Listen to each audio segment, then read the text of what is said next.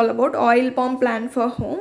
That is, the article talks about World Trade Organization's 12th ministerial conference in Geneva that concluded last week struggled to find satisfactory answers to some of the complex questions pertaining to global trade. Aspects of intellectual property rights regime on vaccines during the public health emergency such as COVID pandemic, loosening the rules on public stock holdings for food security purposes, reducing or eliminating subsidies on fisheries, resolving contentious issues in e-commerce, and reforming the WTO. That ministerial conference is the top decision-making body of the agency, whose basic goal is to ensure that trade flows as smoothly, predictably, and freely as possible based on some agreed upon rules. As far as agriculture, trade, and food securities are concerned, the challenge is to figure out the most appropriate trading rules in direct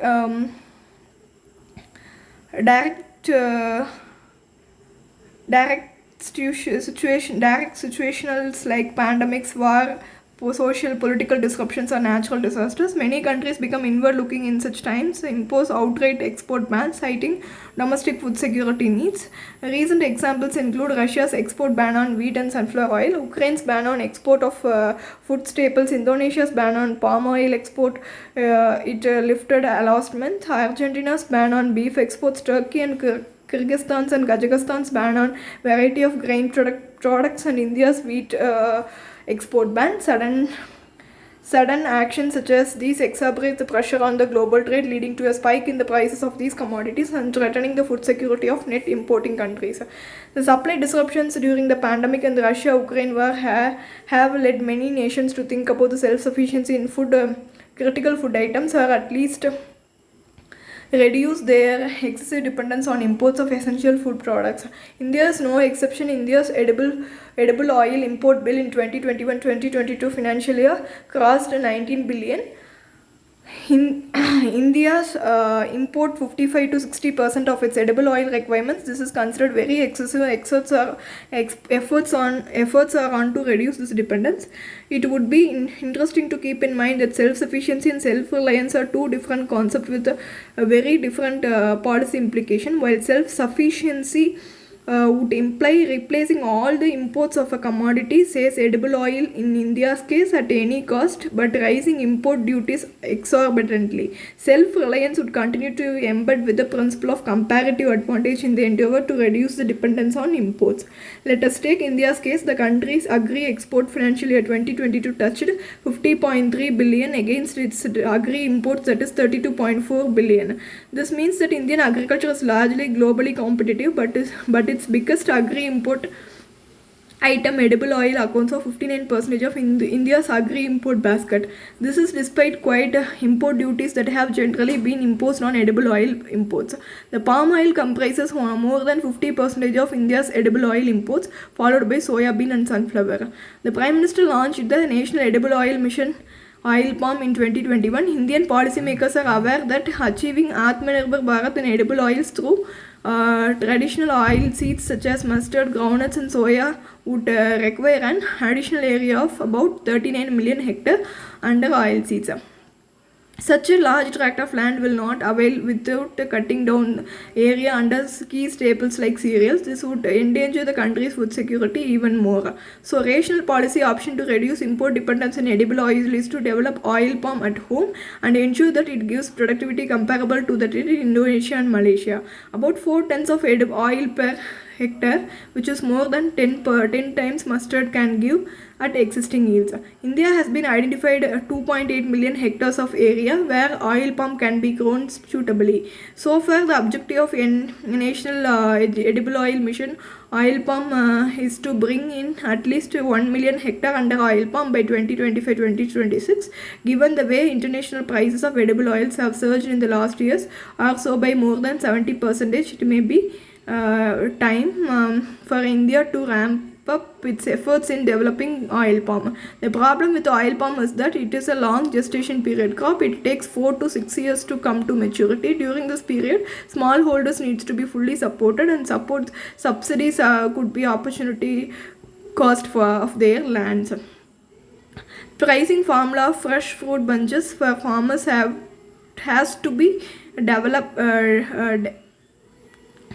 dovetailed with the likely long-run average landed price of crude oil with a due flexibility in the import duty structure. One needs to be identified trigger points when the import duties needs to be raised as a global price come down, and when to reduce these duties in case of rising global price.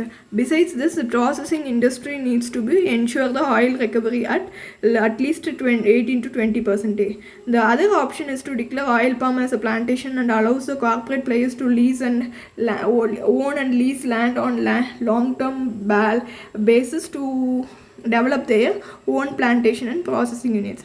Overall, unless India thinks holistically and adapts a long-term vision, and chances of reducing India's import of edible oils from 14 million metric ton in financial year 2022 to 7 million metric ton by financial year 2027 look bleaker.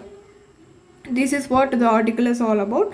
Next article that we are moving into is about the battles grind on Ukraine's east. NATO chief says war could last years.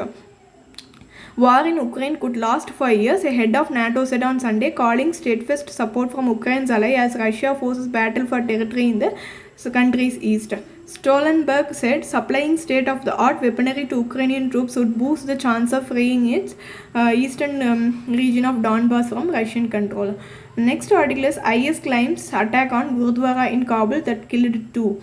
An attack claimed by Islamic State on Gurdwara in the Afghan capital Kabul on Saturday killed at least 2 people and injured 7, officials said. Another deadly incident in spate of violence targeting minorities and places of worship.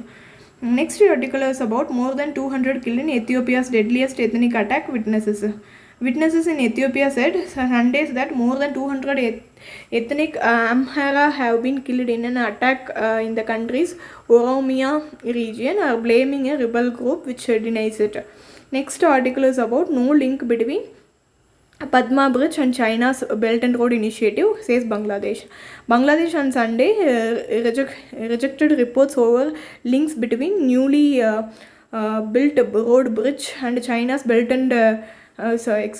China's multi-billion-dollar Belt and Road Initiative, saying the country's longest bridge was entirely financed by government and no foreign funds are used in its construction.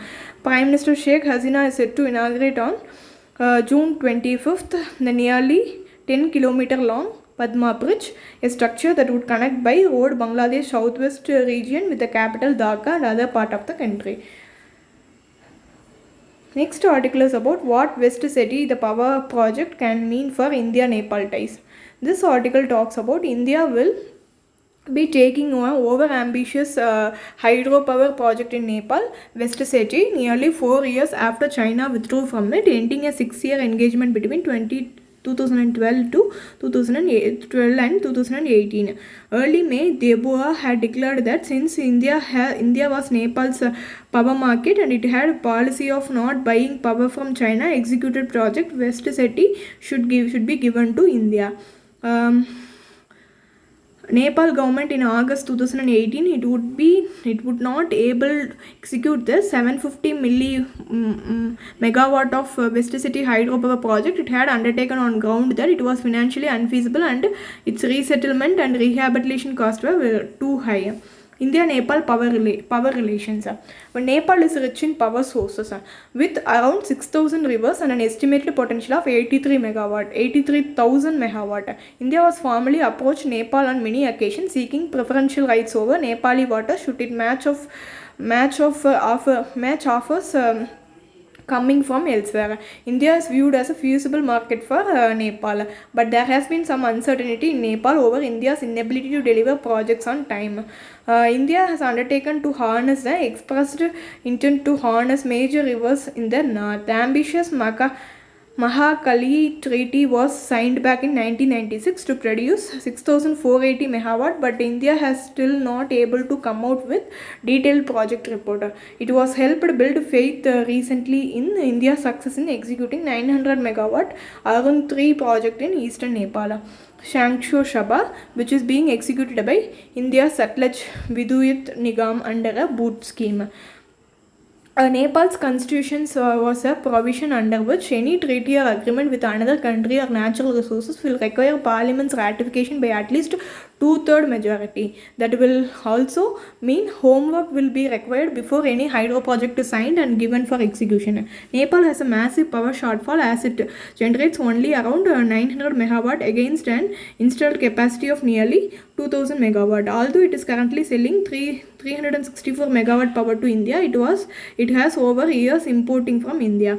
Diplomatic ties. After a standoff between India and Nepal led to the economic blockade of 2015, equations changed after Dubois took over last July, replacing Ori.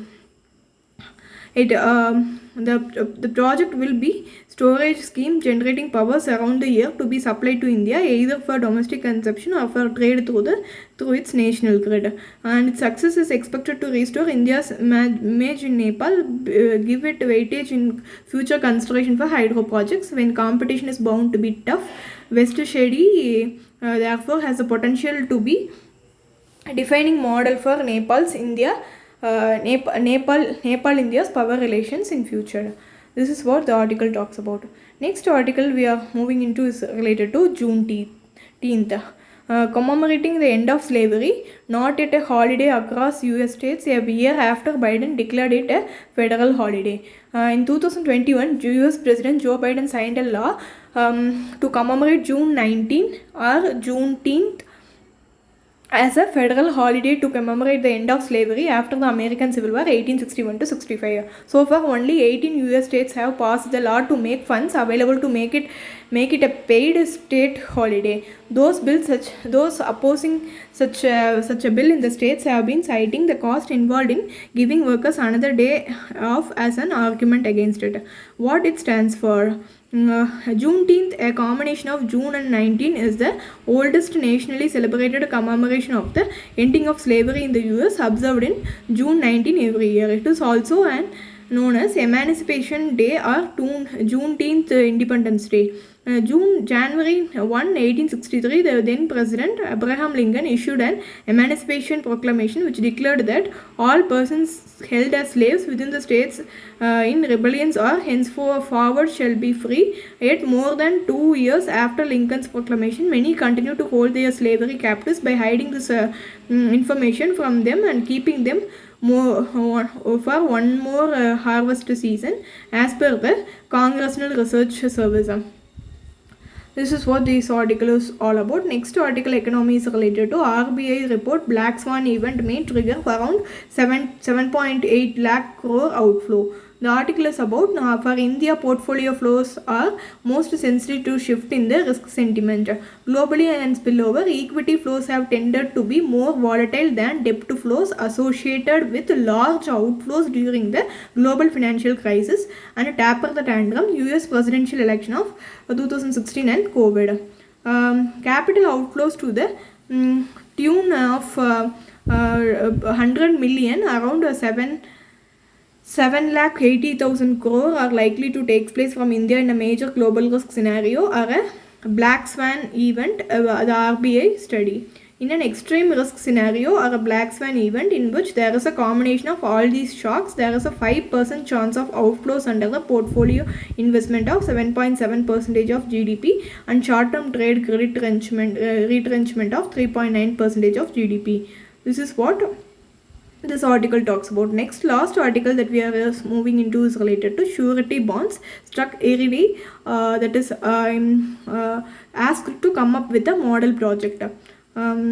Surety bond is provided by the insurance company on behalf of the contractor to the entity. On behalf of the contractor to the entity which is awarding the